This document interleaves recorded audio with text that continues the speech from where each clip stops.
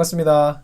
오늘은 11월 27일 금요일입니다. 오늘 본 말씀은 역대하 21장 2절부터 20절까지 말씀입니다. 오늘 본 말씀은 여호사밧이 죽고 그의 아들 여호람이 왕위에 등극하는 장면이 나오게 되는데 처음 시작부터 좋지 못하게 됩니다. 바로 하나님이 싫어하시는 북이스라엘 왕의 모습을 따라 그렇게 살아갔다라고 그렇게 이야기하고 있습니다. 이스라엘의 왕들의 길로 행하여 아합의 길, 이것은 성경에서 하나님을 떠나 악한 길을 가는 것의 대표적인 표현입니다. 여호람은 아버지와 달리 처음 시작부터 하나님을 따라간 것이 아니라 이방 우상을 따라 그렇게 살아가게 되었습니다. 그 이방 우상들을 섬기는 아합과 함께, 아합의 후손과 함께 하다 보니까 결국 이런 일이 벌어지게 된 것이죠. 이처럼 우상이라는 것, 악한 것들, 하나님과 멀어지게 하는 것들은 참으로 영향력이 크게 지어진다는 것을 우리는 알 수 있습니다. 우리 삶에 하나님 늘 바라볼 때 평강을 얻을 수 있지만 세상에는 참으로 다양한 것들이 많이 있기에 우리 삶을 살아가다 보면 그런 많은 다양한 것들을 경험하게 됩니다. 그런 가운데 그 다양한 것들은 우리 삶에 꽤나 영향력을 미칠 때가 많이 있어서 점점 우리 삶에 많은 것이 들어오게 되고 그것으로 인해서 우리는 하나님의 뜻을 생각하지 않게 되기도 하고 하나님과 점점 멀어지게 될 때가 참 많이 있습니다. 그렇기 때문에 그런 모든 것들에 대해서 다시 한번 생각하고 조금은 정리할 필요가, 조금씩 정리할 필요가 있다라는 것입니다. 우리 삶에 어떤 것을 정리해야 될지 한번 돌아보고 내 삶에 선한 영향력을 미치는 것이 무엇이 있는지 한번 더 생각해 봐야 할 것입니다.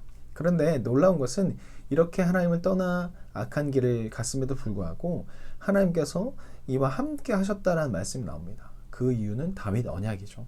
하나님이 이렇게 신실하신 분이십니다. 인간이 잘못을 했다고 어떤 잘못을 했다고 바로 죽이거나 없애는 그런 분이 아니라는 거죠. 만약 그랬다면 벌써 저희는 일찍 죽었을 것입니다. 하나님의 약속과 하나님의 신실하심으로 인해서 우리를 계속 보호하고 계신 것입니다. 그래서 이 여호람이 하나님을 떠나 악한 우상의 길을 갔음에도 불구하고 하나님께서 이 여호람과 함께 하시고 이에게 경고를 내리십니다. 바로 여러 가지 어려움과 전쟁을 통해서 경고를 하시죠. 그런데 이 여호람이 이 경고에도 불구하고 돌이키지 않아요.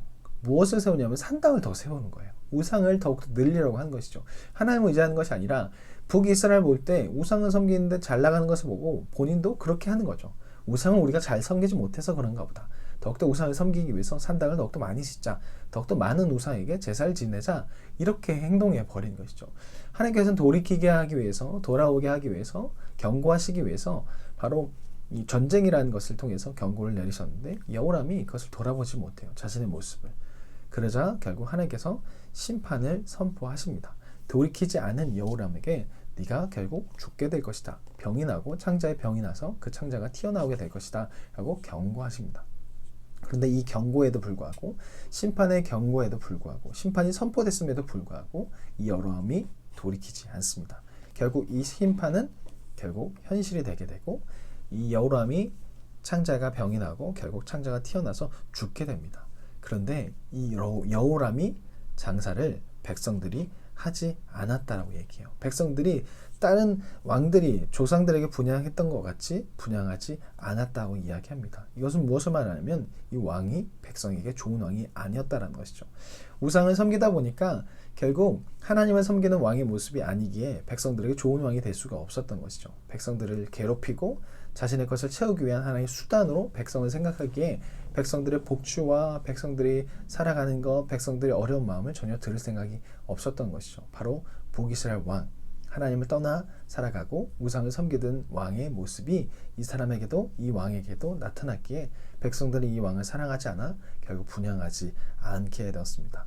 또한 열왕의 묘실에도 두지 않았다라고 나옵니다.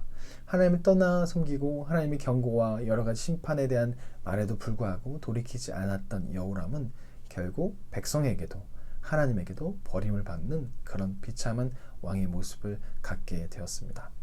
우리도 마찬가지입니다. 하나님이 우리의 삶을 살아가는 가운데 여러 가지 또 경고와 심판의 말씀 그런 것을 통해서 우리에게 돌이키게 하기 위한 그런 방법을 사용하십니다. 그때 우리는 무엇을 보아야 할까요? 나의 삶을 돌아봐야 하고 나의 패턴을 돌아봐야 할 것입니다.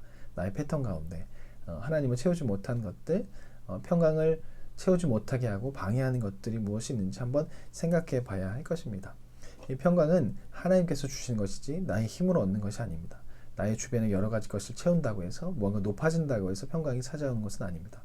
하나님이 주신 평강은 하나님을 채울 때 채워지는 것입니다. 이 남유다가 계속 벽으로 평강을 유지했던 것은 하나님을 잘 섬길 때 전쟁이 벌어지지 않아서 평강을 유지했던 것입니다. 이것을 기억하며 오늘 하루도 또 내일 모레 주일도 목사님 말씀 통해서 또 계속적으로 큐티하는 것을 통해서 하나님을 채워져서 평강을 누리는 저와 여러분이 되었으면 좋겠습니다. 그러면 월요일 뵙겠습니다. 안녕히 계세요.